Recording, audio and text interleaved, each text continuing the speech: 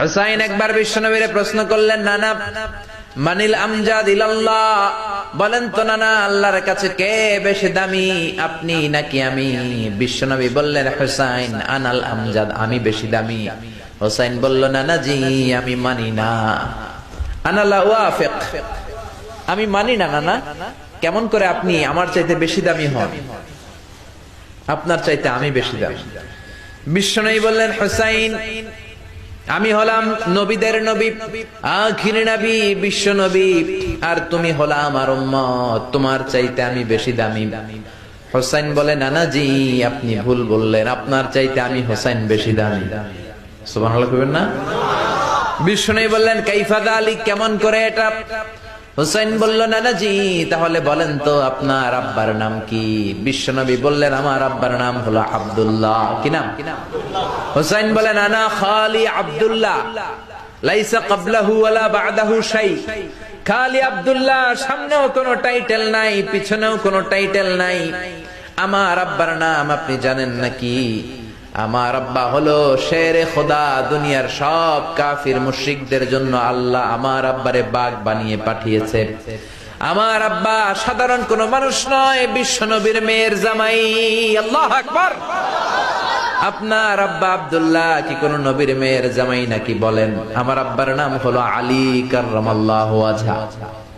বিশ্বনবী বললেন, তাই তো, আসলে তো তোমার আব্বা বেশি দামি। আবার হুসাইন প্রশ্ন করলেন, নানা বলেন তো আপনার আম্মার নাম কি? কি নাম বিশ্বনবীর মায়ের? তোরা দেখে যা আমিনা মায়ের কোলে, মধু পূর্ণিমারি সেথা চাঁদ দোলে, যেন উষার কোলে রাঙা রবি দোলে। তোরা দেখে যা আমিনা মায়ের কোলে, কুল মখলুকে আজি ধ্বনি ওঠে কে এলোই, কালিমা শাহাদাতের বাণী ঠোঁটে কে এলোই, পড়ে দুরুদ ফেরেশতা বেহেশতের দুয়ারে খোলে। তোরা দেখে যা আমিনা মায়ের কোলে। আল্লাহু আকবার। বিশ্বনবী বললেন, আমার মায়ের নাম আমিনা। হুসাইন বলল, নানা জি আপনার মায়ের নাম যদি আমিনা হয়, জেনে রাখেন আমার মায়ের নাম হলো ফাতিমা, সাইয়্যিদাতুন নিসাই আহলিল জান্নাহ। জান্নাতে সর্বপ্রথম যেই মহিলাটা ঢুকবেন, ওই মহিলাটা হলো আমার আম্মা জান ফাতিমা।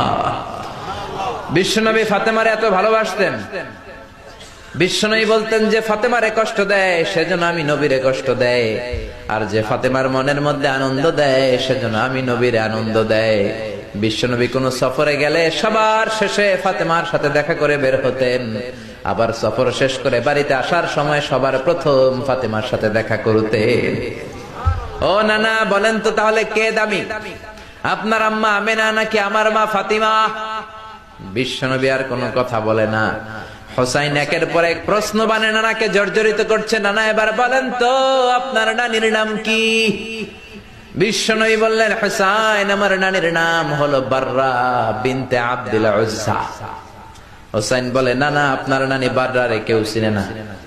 চিনেন আপনারা? অনেকে জানেই না, ওই যে কয় নসিনি, আরা নসিনি দে, আমরা চিনি না বাররা বিনতে আব্দুল উজ্জা।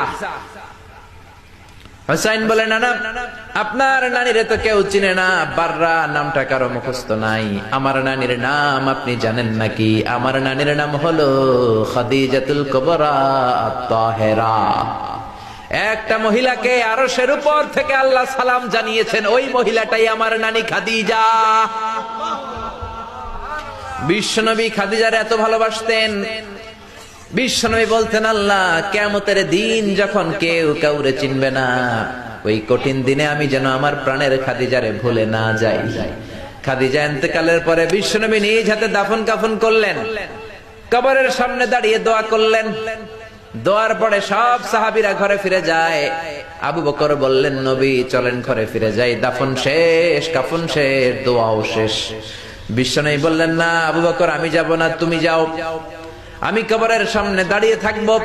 যেই মহিলাটাকে এই কবরের মধ্যে আমি শোয়ালাম রে আবু বকর, এই মহিলাটা সাধারণ কোন মহিলা নয়, আমার বিপদের দিনের সঙ্গিনী খাদিজা। মক্কায় এই মহিলাটাই আমার হাতে প্রথমে কালিমা পড়ে ইসলাম ধর্ম গ্রহণ করেছে। মক্কায় কেউ যখন আমারে সাহায্য করে নাই, তখন আমার খাদিজা আমারে ভুলে নাই। কেউ যখন আমার শেল্টার দেয় নাই, সাহায্য করে নাই, খাদিজা আমার সাহায্য করেছে।